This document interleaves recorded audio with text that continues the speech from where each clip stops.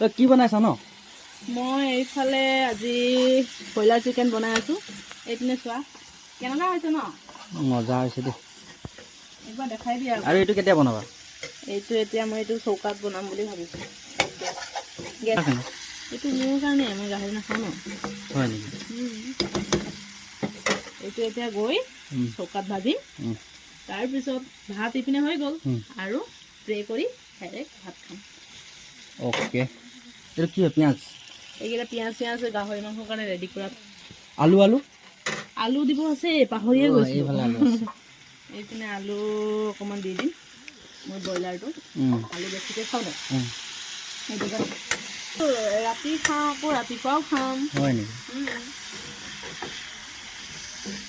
সেইটো কাৰণে অকণমান বেছিকৈ লৈ আহিছোঁ আৰু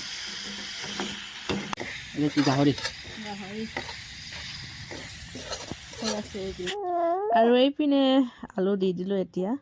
আলু আপোনালোকক আলু দিলে ভাল লাগে নে আলু নিদিলে ভাল লাগে গাহৰি মাংসত? জনাবচোন সকলোৱে কমেণ্টত।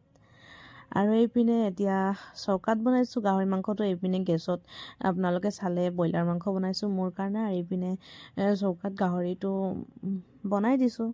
আৰু এইপিনে এতিয়া দেউতাহঁতি জুইটো চাই থাকিব, মোৰ আৰু বাকীখিনি কাম আছে। বিচনা চিচনা সোনকালে কৰি পেলাই ৰেডি কৰিব লাগে। আমাৰ বেটি হৈ যায় এতিয়া, আৰু আমি প্ৰে কৰি পেলাই সকলোৱে আৰু খানা চানা খাই বৈ আৰু ধুনীয়াকৈ টোপনি যাম।